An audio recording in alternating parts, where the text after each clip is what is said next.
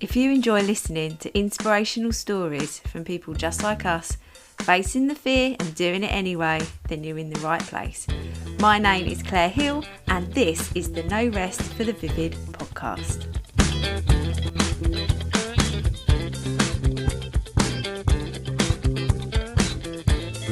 Hello, Here with another mini Monday episode. Just making up. I've noticed my son has started just making up random songs. I don't know where he gets it from. Today I want to talk to you about creating a vision of how things will go. Now, this is a tricky one because I think sometimes we get wrapped up in the chaos of a morning or a task or something. We don't actually give ourselves enough time to think, how do I want this to go? Now, obviously some things are out of our control. I appreciate that. But if I'm going into a situation that I feel a little bit nervous of, I will visualize how I want to feel and how I want the other person to feel. This has come from Brendan Burchard, who's like an international coach. I think he was like Oprah's coach. He's mega.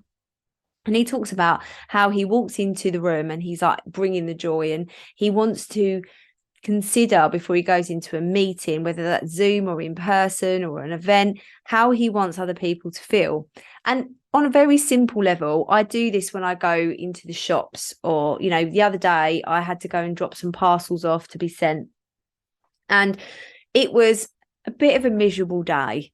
I didn't want to go and do these parcels. I wanted to be sitting and eating, I wanted to be doing anything but walking down the road basically it was pissy rain, windy kind of weather. It was horrible.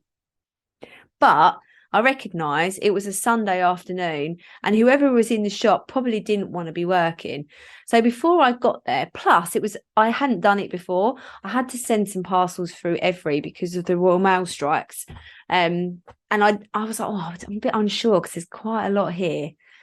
Anyway, I walked in, I thought, I am going to make this person feel really happy. I'm going to give them my biggest smile, biggest welcoming smile, just to see if that helps with their day. Now, I don't know if it's going to, but I learned when I was teaching, even if you're going through something really tough, just by smiling, it helps your body release hormones to help you deal with it better.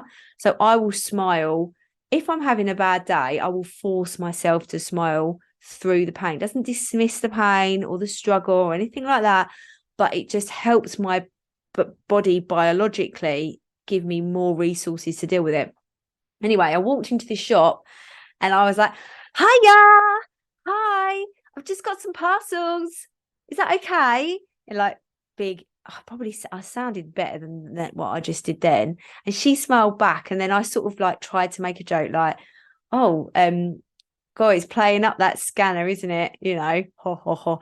But sort of just smiling. I was just literally standing there smiling at this girl. And I just really hope, she was smiling back. And I actually recognised the person in front of me wasn't smiling and she wasn't smiling. So I thought, at least I've helped her to smile. But you can apply this to loads of stuff. Like, for example, it's not going to be too long and my son and my husband are going to come back from work, right? Now, I know my husband's got a bit of a tough time at the moment at work. Obviously with what's going on in the economy and stuff, but he works with homeless people. So you can imagine it's not great at the moment.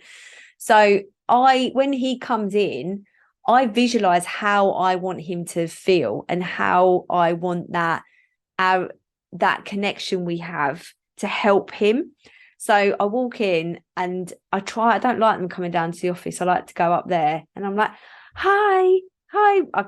We all call each other baby. How sick is that? Well, cheesy love. I'm like, hi, baby, you all right? And he's like, yeah. And I make sure I'm like, how was your day? And I just listen. And I really take that time to listen to how his day is before I expect anything else. But I'm really happy when I see Jackson. I try and just visualize how I want it all to go. Now, it doesn't always go to plan. I'm not saying it does. But having that intention of bringing joy to those people and visualizing that I can maybe make that moment for them a little bit better with a big smile and a bit of consideration. And because because I work on my warrior energy, I have that extra capacity to support them.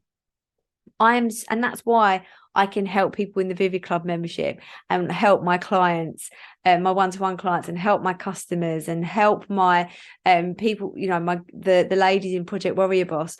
I have that capacity because I'm so consistent with working on my warrior energy before I do anything else. And that's why warrior energy and visualizing how you want things to go is so, so important, because it helps you to help more people. And I don't do it with resentment because I just want to help them. I've got that capacity and that joy and love to give, I suppose. God, I sounded like a bit of a hippie then, didn't I? I probably am a bit of a hippie, let's be honest. I really am. A hippie that wears green satin and zebra shirts. Anyway, that's enough from me. I hope that works. Let me know if it does. If you liked this episode, please share it, subscribe. It really helps me to grow the podcast if you subscribe to it. And let me know if it works and whether you've used it. Have an amazing day.